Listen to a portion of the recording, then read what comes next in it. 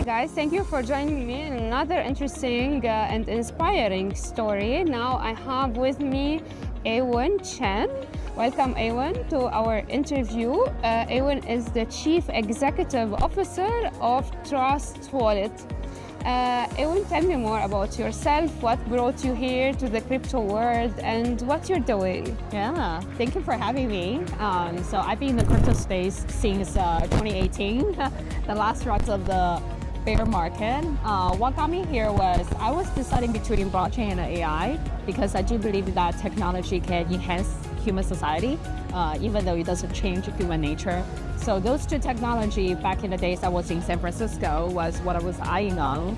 And blockchain out of ideology, I do believe in empowering individuals. And blockchain, the decentralization themes, the self-custody, the full ownership is what I believe that gives an opportunity for people to have ownership for the futures of their digital space. So that was the reason that got me really interested in joining. And I joined first at Binance. I was leading onto the Binance's marketing team until 2022. Then my friend Victor, who's the founder of Trust Wallet, needed help to how to better bring more people into the decentralized space or how to make our product into more masses. And that's why I joined Trust Wallet to help and support, expand the mission truly for the industry. So Trust Wallet is new to the market, just 2 years, and you're coming from the States. You're now living and based in Dubai. What growth do you see when it comes to the market of the UAE in general, Dubai in specific? What do you see the vision and mission of Trust Wallet for the coming maybe 5 years down the line? Yeah, so Trust Wallet were actually, we were first started 7 years ago in the US. And that was the time, 2017, ICO phrase, there are shit coins everywhere. Many of the products to use are really, really clunky. You have to get a browser extension wallet or a really paper wallet to help you to hold a lot of the ICO tokens. So our founder was like, I just wanted to hold all my shitcoin in my own hand, which is my phone. So that's how Trust Wallet started, is as an Ethereum wallet for all the ICO tokens. But that was the thesis and the philosophy, is that we wanted to create something that's not for the technicals. That's actually and simple. Users, yeah? Yes, it's for like everyday people that can feel confident, feel empowered to explore the world of the blockchain. Of course, as the blockchain space evolved, it's not just Ethereum, there's the multi-chain world. We then expanded it into 100 chains. And now, 7 years later, we have altogether 150 million total downloads. So we're the largest mobile wallet in the world. Of course, we were acquired by Binance at that time, and we got a lot of partnerships over there.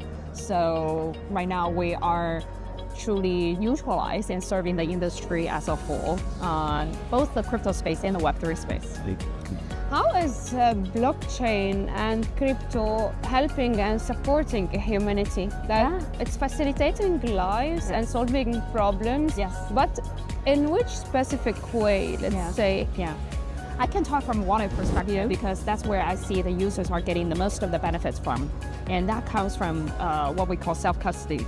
And it's a technical term, but what that means is you own your own stuff. Because in the nowadays world, it's actually very, very difficult to have confidence that you own what you have. Think about all the numbers that you have in your banks.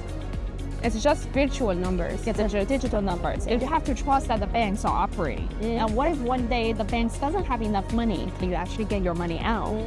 Does your $100 there still can convert into $20 that you, as a cash, that you take it out?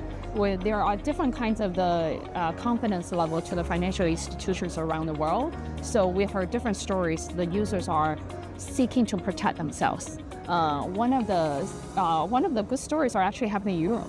So Europeans, there are older generations that they are somehow, due to World War II, that during the wartime, they have their assets confiscated by the government. And so they don't trust to putting their money into the bank. Europe are starting to illegitimize cash usage around. So those elder generations like, what do I do with my cash? Then they are thinking about moving their cash onto the blockchains, holding them as a stable coin. And then we got a lot of the stories for users, elderly users using what I just shared with you, our smart contract wallet, which are like easy to use, doesn't worry about key management, doesn't worry about gas. They just need to do what it gets done to help to preserve their wealth onto the blockchain, so it solves their problem. Another situation happens with a charity organization that use Trust Wallet to give donations to Afghan refugees. Yes. So because they have to cross the border of Taliban, Yes. they cannot carry anything with them. So your gold or your cash, there's no way for you to carry them now. What can you do after you cross the border? So what they ended up doing is that they have they're changing the donation into the crypto format on-chain, on the blockchains, and having everybody download Trust Wallet. And this is not the smart contract version, this is the EOA version, so people will remember 12 C phrase as a master key for them to get access to their money. So they remember the 12 words, then they forget about everything. They cross the border without any physical phones. They cross it, they buy a cheap phone, and then they remember the 12 phrase. They download another Trust Wallet and they can access their money. And then this actually supported some of the most dire situations humanities that are under oppression. They help to better preserve their wealth in the fund. Fantastic. So here let's take our audience more into the difference between the Web3 and the crypto. A lot of people are confusing between both terminologies and what actually, in fact, each of them is doing on the ground. Yes. So maybe you have more details about this. Yes. So as we just touched upon it a little bit, I think a lot of people are conflicting between crypto and Web3. We do in the industry use the word interchangeably, but they have completely different problems to solve. Crypto solves financial problems. So thinking about the origin of the Bitcoin, right? It's a centralized entity, banks doesn't trustworthy. Some of the tokens are surviving because of the preservation against inflations that are happening due to governmental policy corruptions that are happening in different places.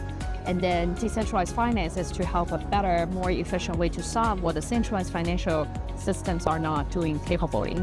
And then Web3 are a different storyline. Web3 is about data ownership. So what it does is that, Google of the world, Facebook of the world, they took the user's data, they took the IP and the creator's assets, but the economic distributions doesn't actually go to the users who contributes the data or go to the creators that contributes the IP.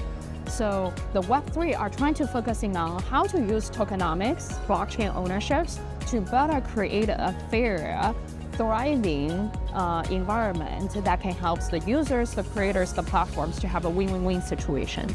So if we're thinking about those problem statements, they're completely different. There are different problems to solve. So, and I think the industry sometimes, if we can focus on the core problems for each of the sectors to solve, then we can find better product market fit rather than conflicting them between these two.